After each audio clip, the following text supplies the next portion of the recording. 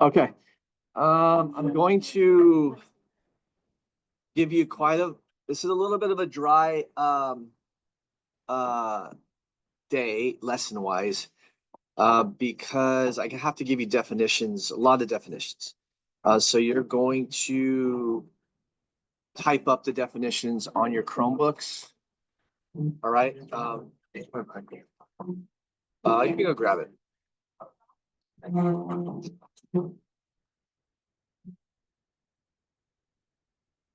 You're going to go into your NASM notes. All right, go into your NASM notes. Pull those up.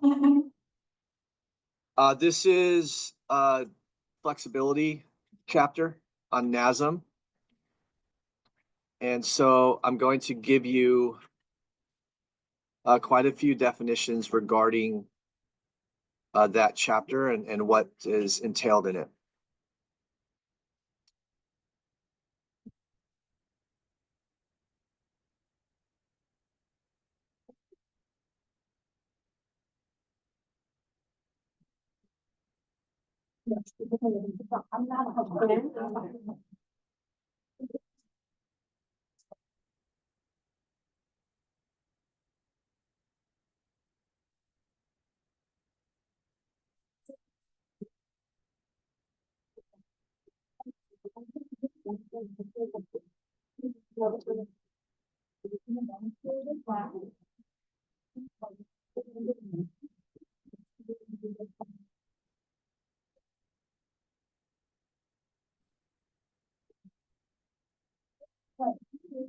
All right. So flexibility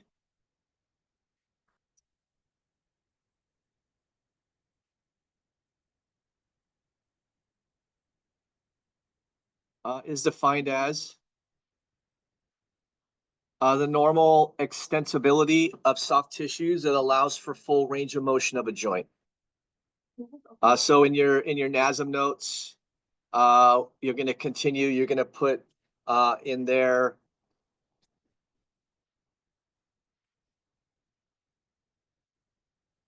flexibility.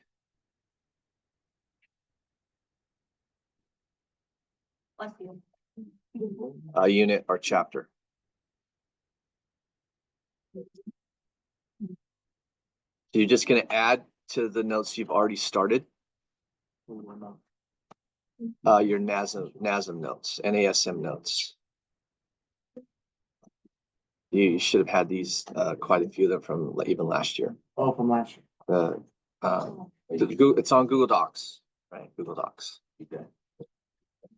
All right. So flexibility again is the normal extensibility of soft tissues that allows for full range of motion of a joint. That's really what the true definition is of flexibility.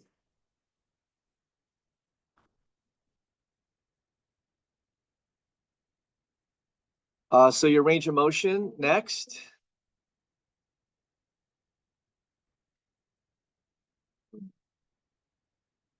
All right, is defined as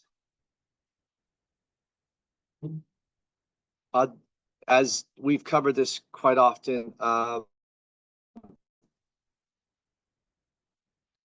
Most recently, the degree to which specific joints or body segments can move, often measured in degrees.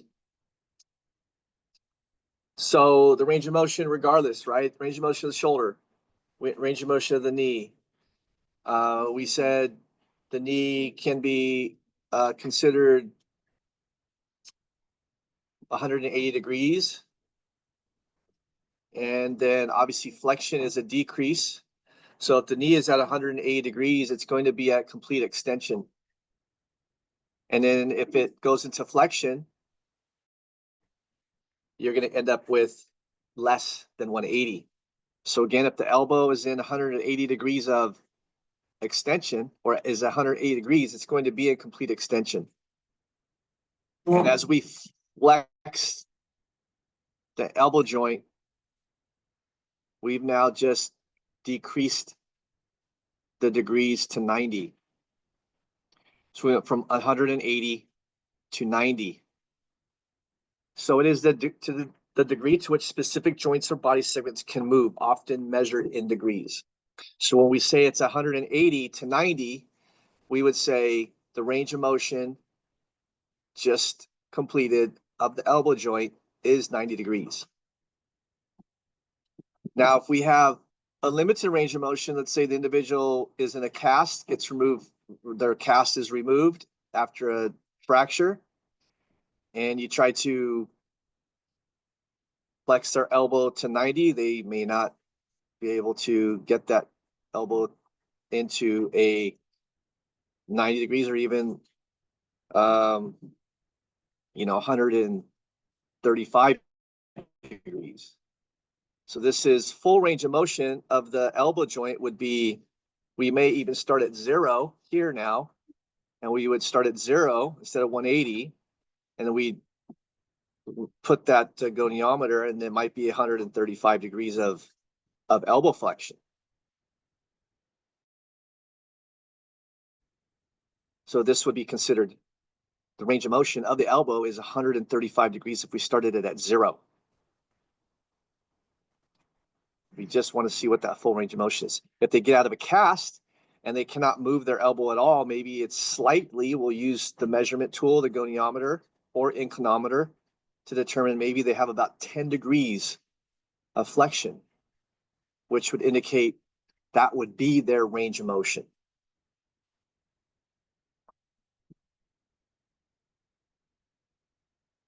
Mobility.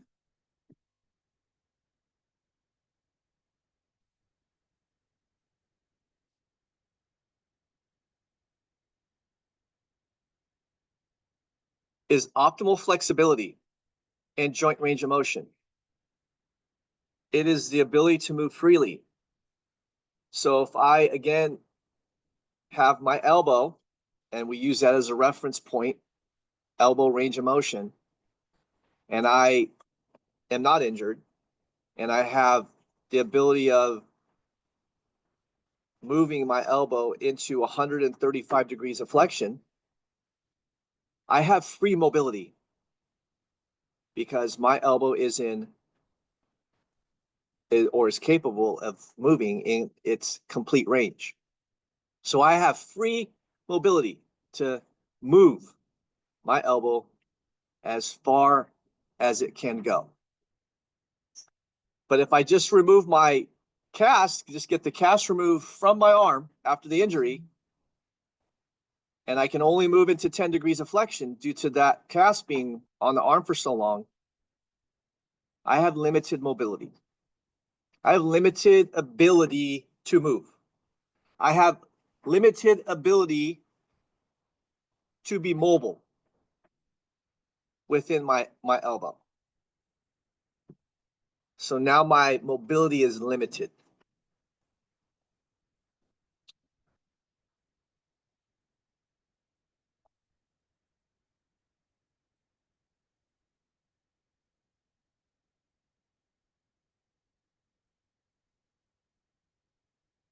The human movement system is a system, the collective components and structures that work together to move the body, muscular, skeletal, and nervous.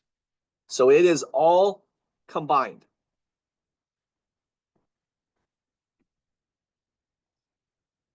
The radius and ulna, when it articulates with the humerus at the elbow joint, would not be able to move if it didn't have muscles attached to it.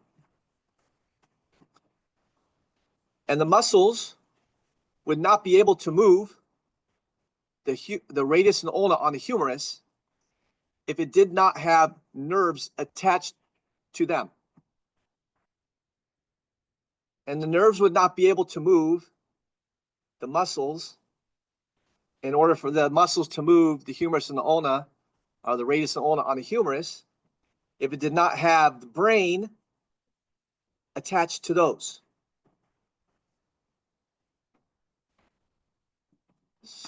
Or if the brain was not functioning correctly in order to send the correct signal to the nerves, in order for the nerves to send a correct signal to the muscles in order for the muscles to move the bones. If you have a traumatic brain injury, like I showed you with the concussion injury with Preston Plaverides on that ESPN 60 special, if you have a traumatic brain injury and the brain is not able to function correctly in order to allow those nerves to become activated, the nerves are not going to be able to allow them and sync up with the muscles to allow the muscles to actively move the bones that are needed to be moved. We are clear on the okay. So, human movement system, everything is connected. Muscular, skeletal, and nervous.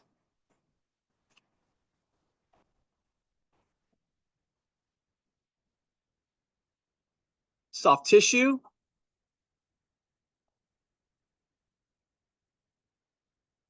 Tissues connecting, supporting, and surrounding bodily structures and organs. So these include muscle, fascia, skin, tendon.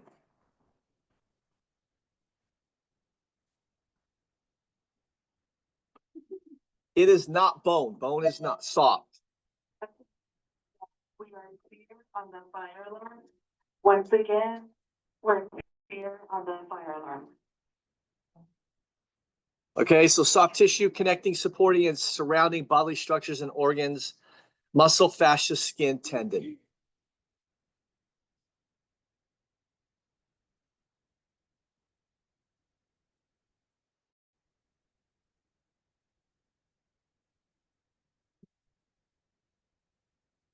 Postural distortion patterns. So these are predictable patterns of muscle imbalances.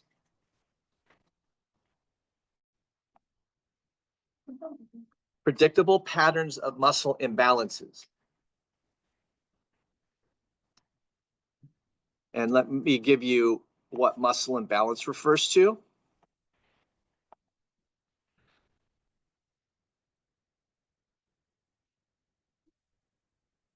Okay, so when muscle on each side of a joint have altered length tension relationships. So it is not normal.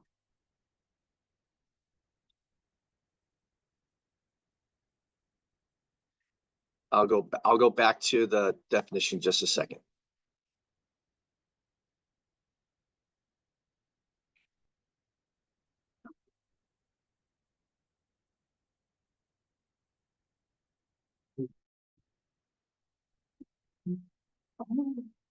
All right, so your muscle imbalance. Again, muscles on each side of a joint have altered length tension relationships.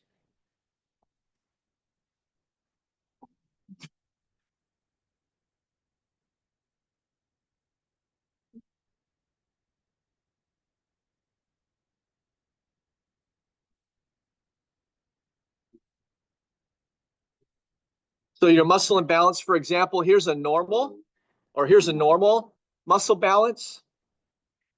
So this is normal. So imagine this being the femur, and this is the hamstring, and this is the quadricep.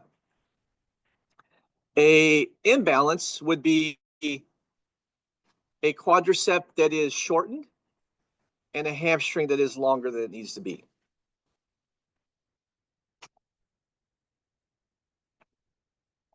If you can get your phones out, take a picture of that.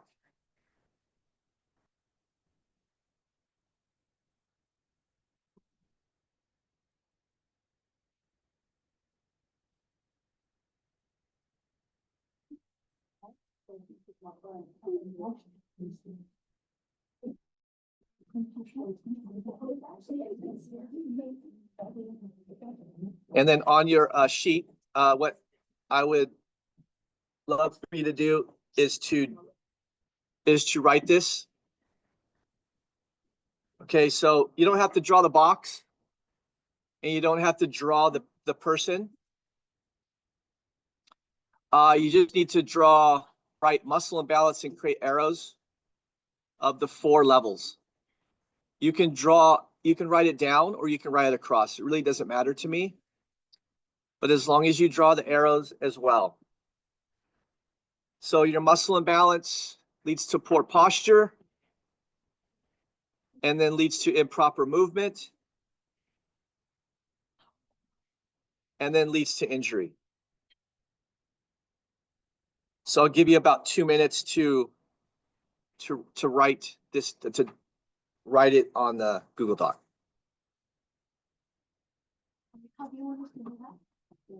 Just write muscle imbalance and like an arrow. Shouldn't be able to insert an arrow.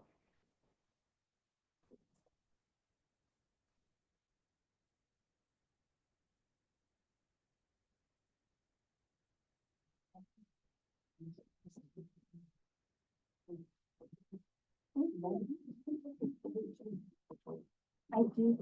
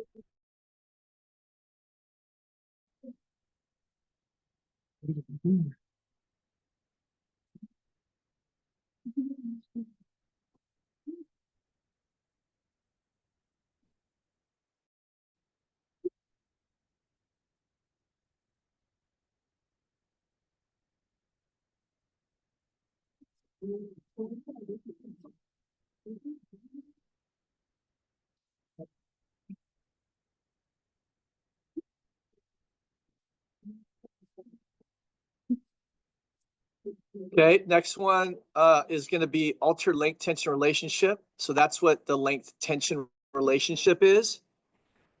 Okay, so when a muscle's resting length is too short or too long, reducing the amount of force it can produce. So when a muscle's resting length is too short or too long, reducing the amount of force it can produce.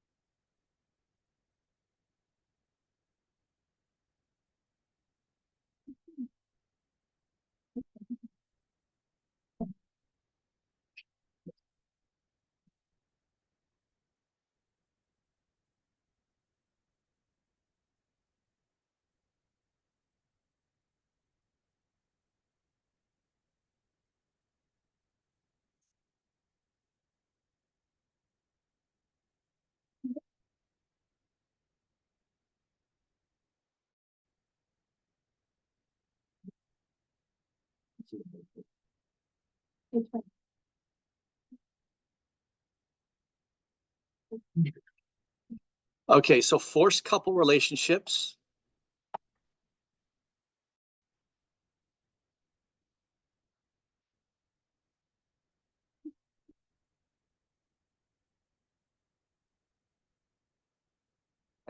I moved around on the force couple relationship is next. I'll go down in a little bit. Okay, so force couple relationships.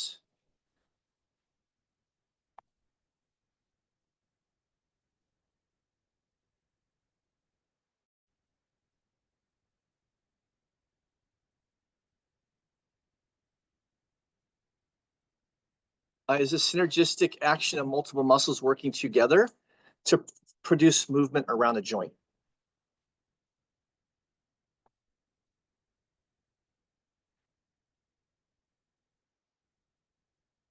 So, for example, if I want to lift a weight, I don't have one in my hand, but say I want to lift a weight, I lift the weight up over my head. Or let's just say I want to wash my hair. All right. In order for me to wash my hair, I'd have both arms, the hands, my deltoids of my shoulders, and my biceps are muscles that are actively working together to flex and raise my arms and my hands in order for me to wash my hair. Okay, so we have multiple muscles working together to produce a movement around a joint. My deltoids, my biceps, even my upper traps are all working together to raise my arms and my scapula, my shoulders, in order to get my hands on the top of my head. So let's write example. Raising arms to wash hair.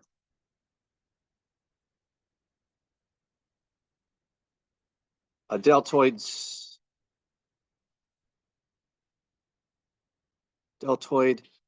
biceps,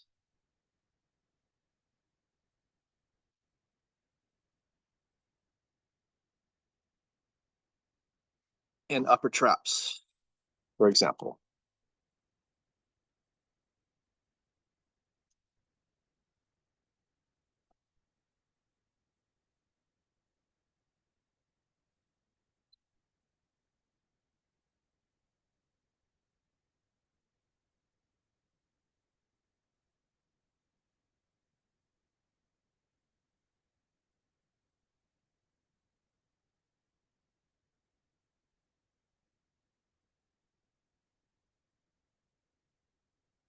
All right, so reciprocal inhibition is next.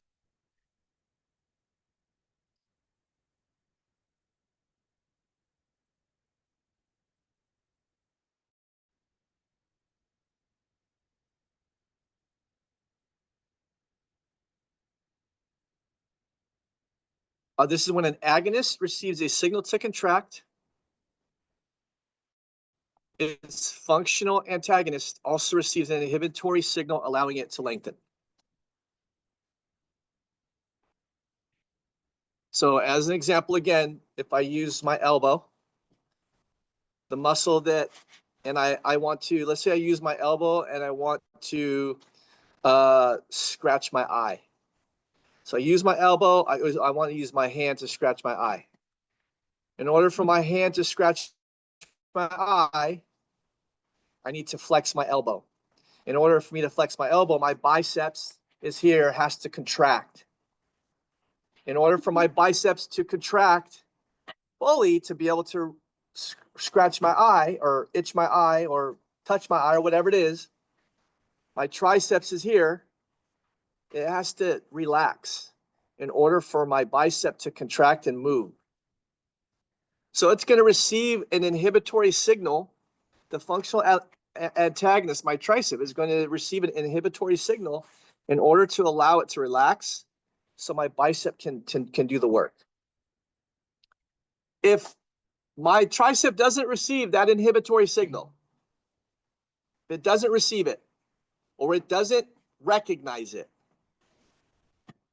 and my bicep attempts to scratch my eye, I won't get there. I won't be able to get to that point to scratch it. I might have to do that to get my head. I might have to change my body position to be able to scratch my eye, because I won't be able to get to what? 135 degrees of elbow flexion. Will not be able to get to 135 degrees of elbow flexion in order to scratch my eye easily. I might get to 90, and then I have to reach my head forward to scratch my eye or itch it or whatever I want to do with it. So the inhibitory signal, there needs to be appropriate information sent, and the muscle has to be able to be inhibited in order to relax, in order for me to flex my arm, my hand. hand completely, on my elbow completely. Let me give you another example. Let's say Jada, right? Jada goes, she goes to, she's competing, okay? She's competing. I mean, even the video I saw, some of you may have seen it, I don't know. She literally goes, and I know she rotates her hip internally, she abducts her leg. I mean, a lot of things that have to go on muscularly for her to be able to get that point where she makes contact with the person's neck in order to get that point. But we've seen Jada's flexibility. Jada's quadricep, when actively asked to work, it moves into a very extreme hip flexion. It can get there. The only way for her quadricep to be able to flex her hip is for her hamstring to be able to be inhibited well enough in order to relax, in order for the quadricep to do its work. For whatever reason, if Jada's hamstring does not function appropriately and relax in an instant when it's asked to, Jada will not be able to elevate her leg high enough in order to make contact with the individual's neck or shoulder or face or whatever it is that she's trying to access with her foot for that point.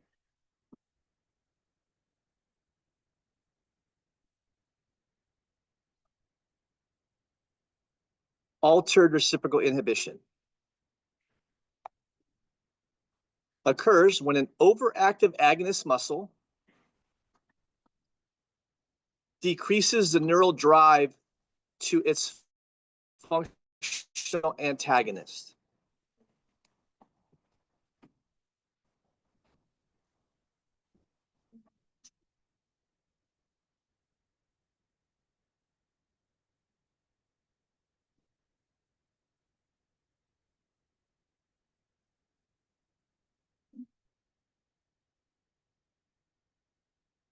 And before I talk about that, I'm going to give you overactive and underactive here. Overactive. When elevated neural drive causes a muscle to be held in a chronic state of contraction. And underactive is when a muscle is experiencing neural inhibition and limited neuromuscular recruitment. So,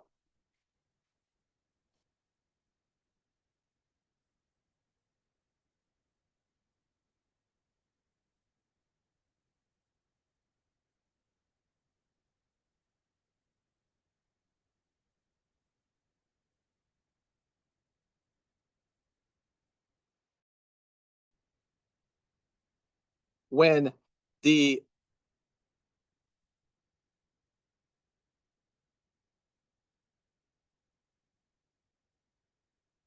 reciprocal inhibition occurs, it's because the muscle is working too hard. It's overactive. It actually inhibits the antagonist. So the antagonist is even more inhibited than what we want. So we want the antagonist to be inhibited because, for example, if Jada goes to strike her opponent with her hip and going into hip flexion, and that quadricep has to raise. And remember, the hamstring has to be inhibited when she wants to strike her opponent. It has to be really balanced out. The muscles have to be balanced out. The hamstring has to be inhibited. So we want that to occur. We want reciprocal inhibition to occur. However, altered is when the agonist works too hard. It's working too hard, too much.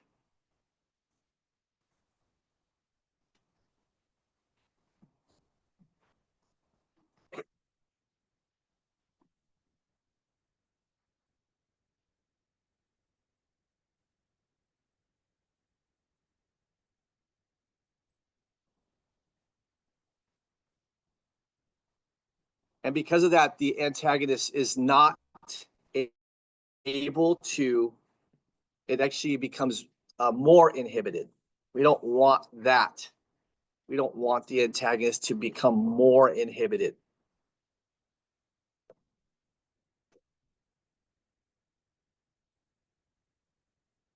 In fact, the antagonist starts to fight. What happens? It starts to fight the agonist. It doesn't work how it should. So if Jada tries to strike her opponent high up in the neck or the shoulder,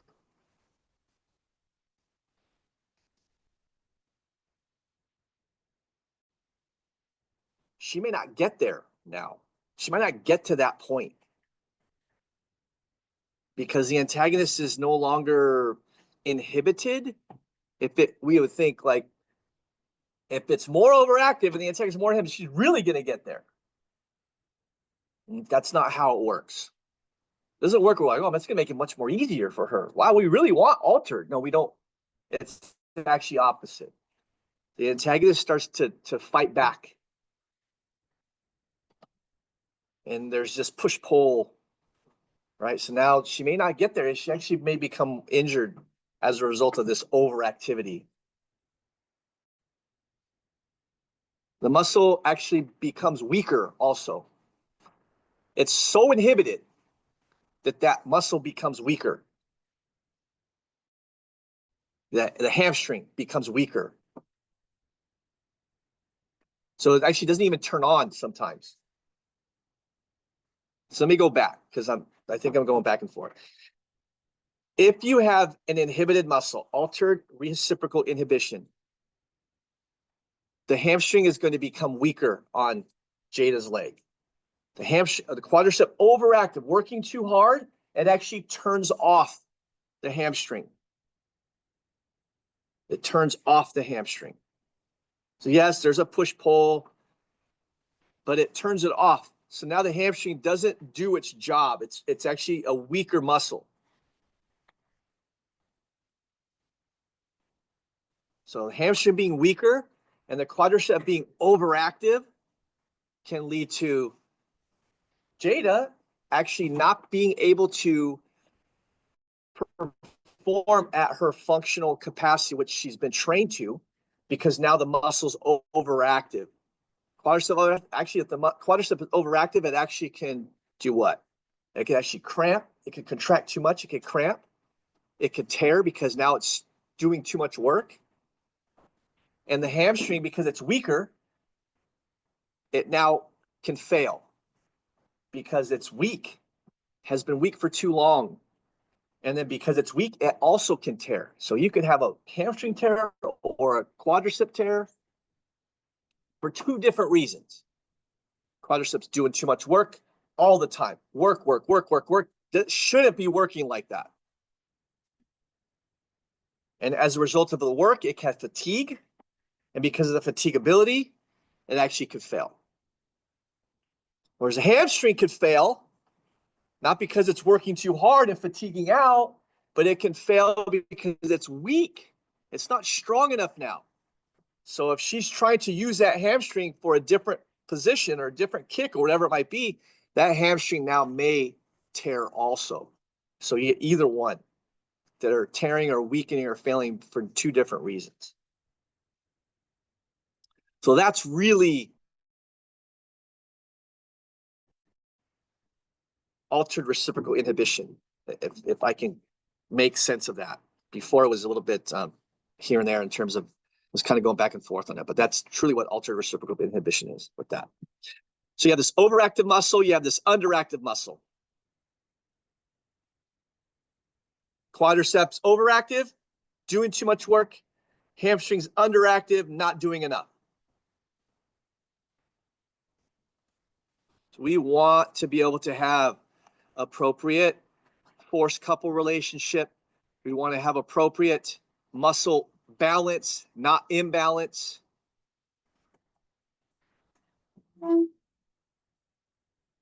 In order to be able to keep a healthy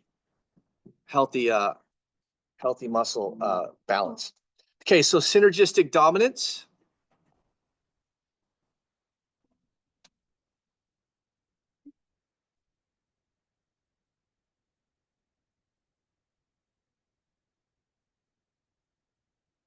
Neuromuscular phenomena that occurs when synergists take over function for a weak or inhibited prime mover.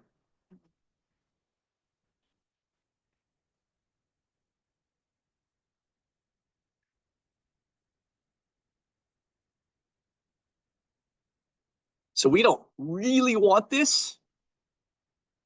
We really don't want this.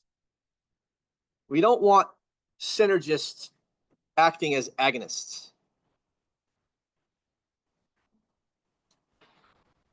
We want synergists acting as synergists. We don't want synergists taking over for muscles that should be strong or balanced enough to be able to perform its function.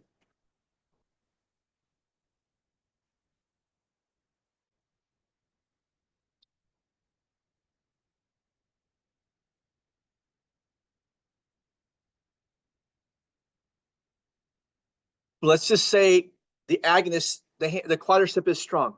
Let's say it's overactive. Let's go stick with Jada's example. She's competing. The quadricep is overactive. It's inhibiting the hamstring. The hamstring's now underactive. It's not able to perform its motion and its function. So when she's required to use the hamstring for a specific kick, it's been inhibited so long in different positions, she's going to have a different muscle take over that the hamstring should be functioning with, should be working. So if the hamstring can't do it, it's going to require, say, the adductor to do work. Now the adductor is doing the hamstring's work for what the hamstring should be doing. Now, when the adductor has to do its work for what it should be doing, it now could fail or be weakened or fatigued because it has to do the work of other muscles. Has to do the hamstring's work. So now when it has to do its work, it can't do it. If she's trying to perform a front side kick, we'll call it front side kick. Okay. You know if that's what it's called, but we'll just say that that's what it's called, right? Front side kick. She's using, yes, she's usually using her quadricep all the time to do that. She's using her quadricep all the time to do that. Then when she has to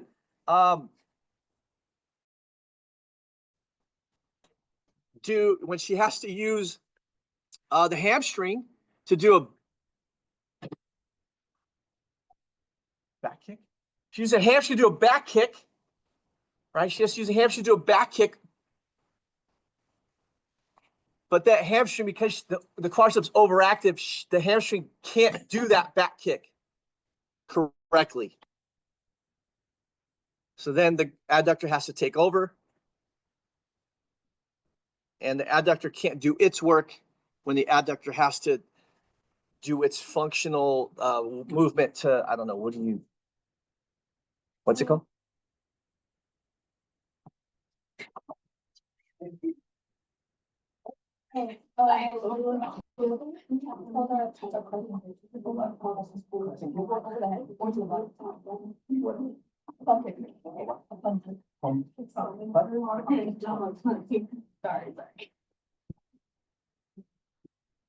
So if that quadriceps overactive and the adductor is not doing its work, and then she tries to do a punk kick, and the adductor is doing the work for the quadricep, then she may not be able to perform the pump kick accurately. That has to use the adductor mainly. And then maybe doing the pump kick, she injures herself. So we don't want synergists to function as agonists when they should be functioning as synergists. Remember, the synergist is a assisting muscle, right? It is an assisting muscle.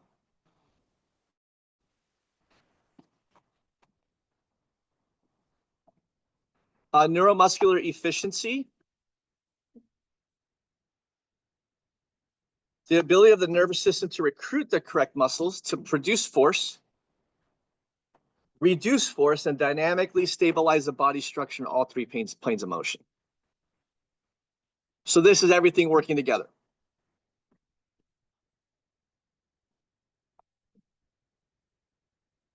Neuromuscular efficiency.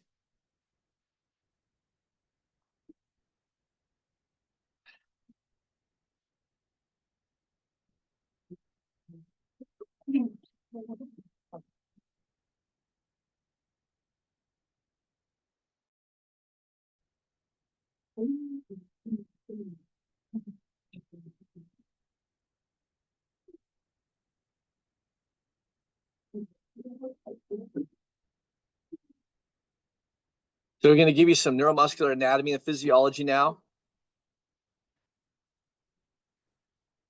Okay, so the muscle spindle.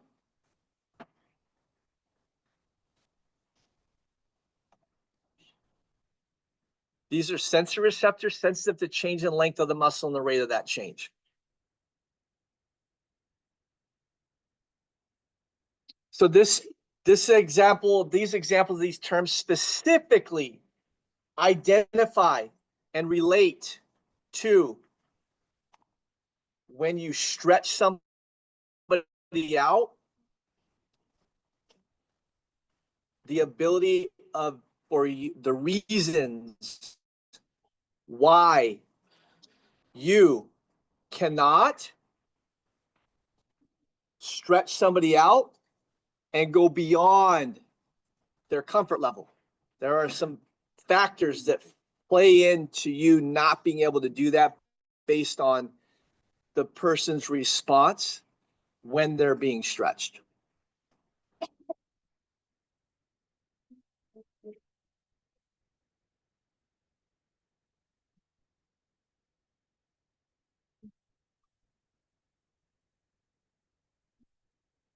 Okay.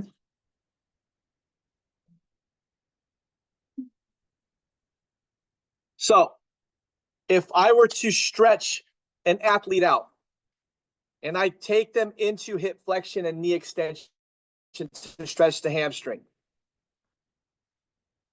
I can't do it fast. Even if I wanted to do it fast, I just wanted to do it fast. I can't. Because unless I'm stretching someone with the increased flexibility, who is already used to, like a Jada, who's already used to extreme length of the hamstring, for example, I can't do that because the individual's body is going to prevent me from it. I'm going to feel a hard stop. If I try to stretch hamstring, you're going to feel that. When you actively flex that hip and extend the knee to stretch that hamstring out, you get to a point to where you feel resistance on that leg. You feel it. The person's body is telling you, they're stopping you, because there's this neurological functionality, that plays in, that's embedded into the body. So the sensory receptors, these are sensory receptors sensitive to change in length of the muscle and the rate of change.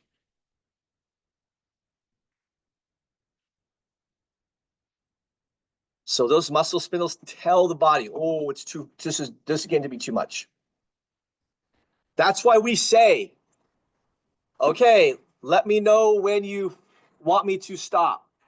Your body senses that it's getting to a point where if they allow to go too much or further, there's going to be an injury that occurs.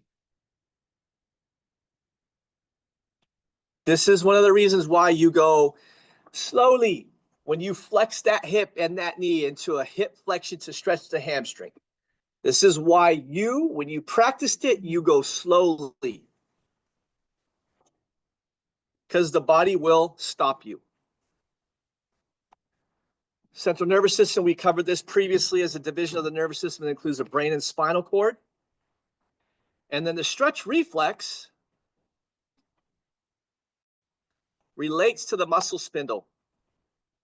So this is a neurological signal from the muscle spindle that causes a muscle to contract to prevent excessive lengthening.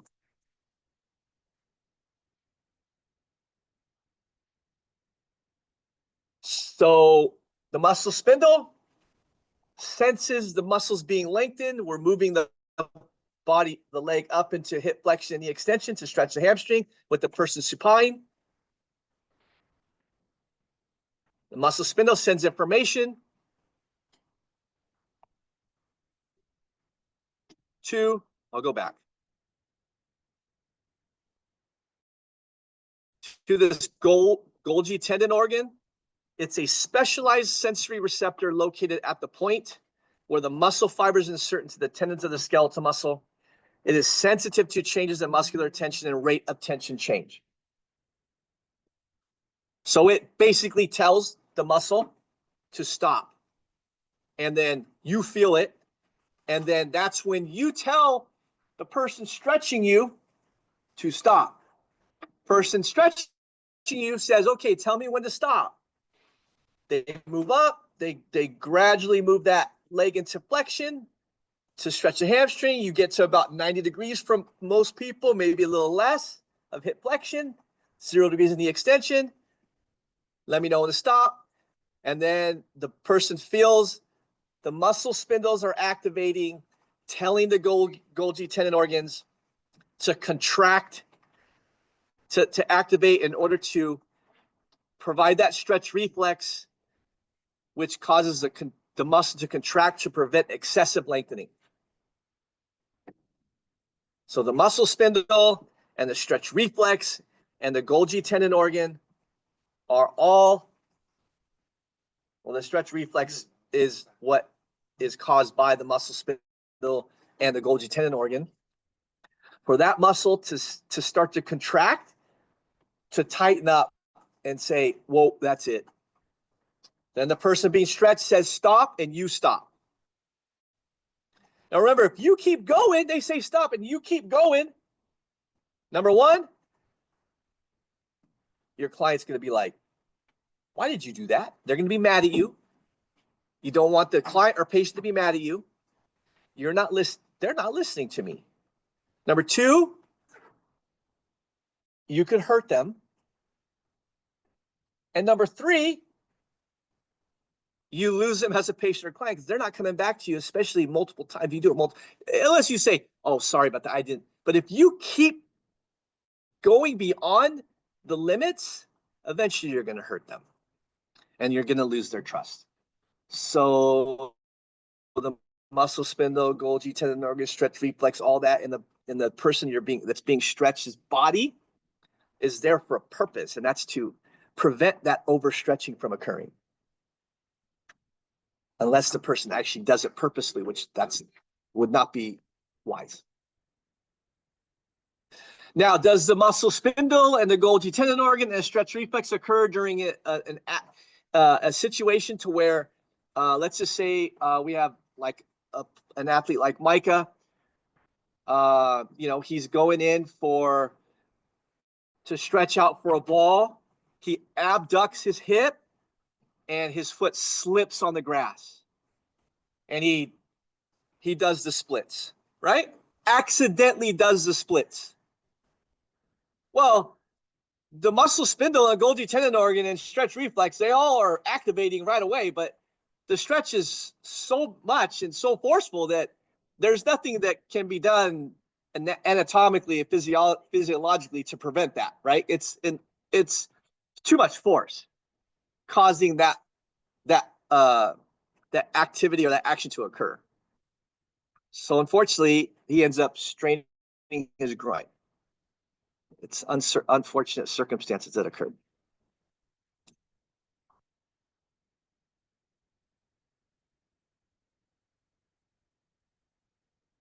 Autogenic inhibition.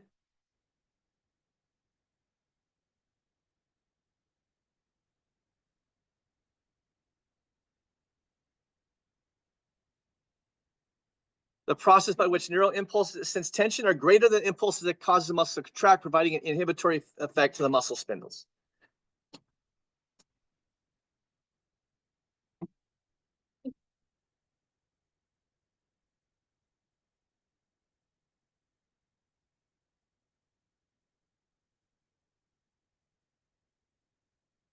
And then here's your lengthening reaction. It just simply says when a muscle is lengthened, the cascade of neurological reactions occurs that allows the muscle to be stretched.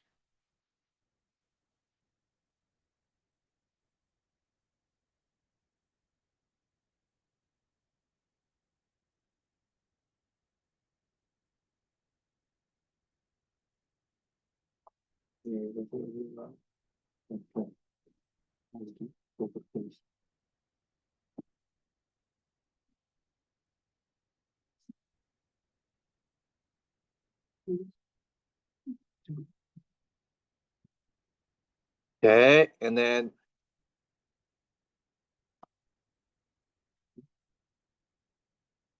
last one is static stretching.